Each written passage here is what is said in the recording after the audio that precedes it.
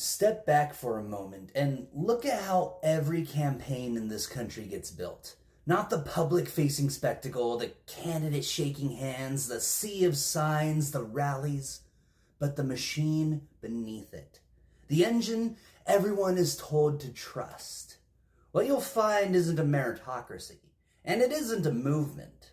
It's a business model. And at the heart of that model is simple, brutal calculus. Billable hours for consultants and burnout for everyone else. For decades, we've allowed political consultants to become a professional caste, a class of fixers and experts who get paid not for victory, not for impact, but for time. It doesn't matter if the campaign is for city council or the presidency. If the outcome is triumph or embarrassment, consultants walk away with their invoices paid, their reputations intact, and their future jobs lined up. Their paycheck isn't a reward for building something that lasts. It's the price of participation itself. What does this actually mean in practice? It means the campaign's risk is socialized, spread among the volunteers, the organizers, and the working class believers who are asked to give everything over and over for the cause. But the reward is privatized, captured by those with the contracts. The consulting class has figured out how to make movement politics a perpetual motion machine for their own security. If they win, they win. If they lose, they still win. Billable hours are the mechanism by which failure becomes just another line on a resume. But this isn't just about money. It's about power. A system that lets the strategists eat first, regardless of the outcome, is a system that is structurally incapable of learning. When you reward process, not results, you build a culture of permanent mediocrity. There's no reason to innovate, to take real risks, to embed with the people whose future is actually on the line. The consultant doesn't live or die with the movement. They hover above it, insulated from every consequence. Enlightenment socialism is, at its core, the promise that dignity and security should not be the private domain of the few, but the shared inheritance of all. It means the person closest to the work should have a say in the outcome, and that nobody should have to gamble survival to fight for justice. The consultant's regime is the inversion of this. It rewards those farthest from the front lines, and it turns hope into an invoice. Imagine, instead, a campaign where consultants don't get paid for hours on a clock, but are guaranteed a local cost of living adjusted basic needs stipend. The campaign guarantees that every consultant, the so-called expert, the person with the plan, can keep a roof overhead, put food on the table, and stay in the fight. That's it.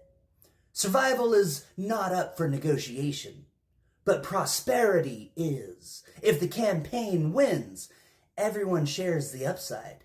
If the campaign loses, no one is ruined, but there's no windfall. The basic needs stipend is the floor, not the ceiling. What changes? Everything.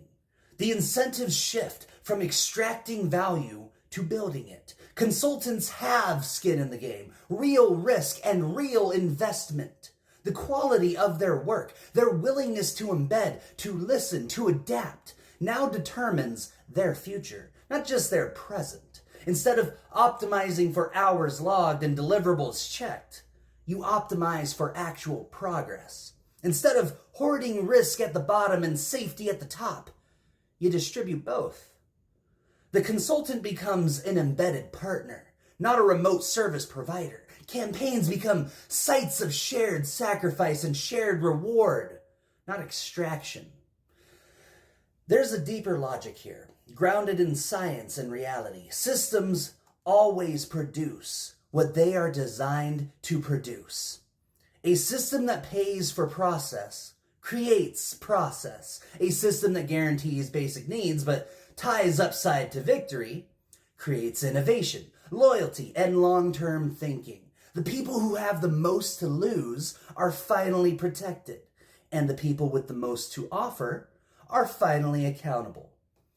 Some will call this naive, or radical, or impossible, but stop and ask, how well has the old system served us? How many movements have we seen gutted by consultant grift? How many campaigns have been lost, not for lack of energy or vision, but for lack of alignment? How many working class leaders have been driven out while the same consultant names keep cashing in, win or lose? How much longer will we pay the hidden tax of billable hours before we try something that might actually work? This is not a minor tweak. This is a demand for structural realignment, a new contract between movements and those who claim to serve them. A consultant should be a partner, not a parasite. They should share the fate of the movement, not rise above it. Basic needs stipends are not charity. They are insurance against the burnout and precarity that have wrecked every generation of grassroots hope. And tying rewards to victory means the consultant finally has a reason to deliver more than the bare minimum. The future of campaigns and of democracy itself depends on breaking the tyranny of the billable hour. The next generation of movements must be built on shared risk, shared reward, and the non-negotiable material security of everyone who does the work. If we want a politics that delivers for the people, we have to start by delivering for the people building it, consultants included. This is how you turn defeat into possibility and burnout into endurance. This is how you finally cut the cord that ties progress to professional grift. Billable hours are the relic of a dying order. Basic needs stipends tied to real risks and real outcomes are the foundation of what comes next. If you want to make history, start by making sure nobody gets paid for losing, especially the consultants. Only then can we build a democracy that's worthy of the people who risk everything for it.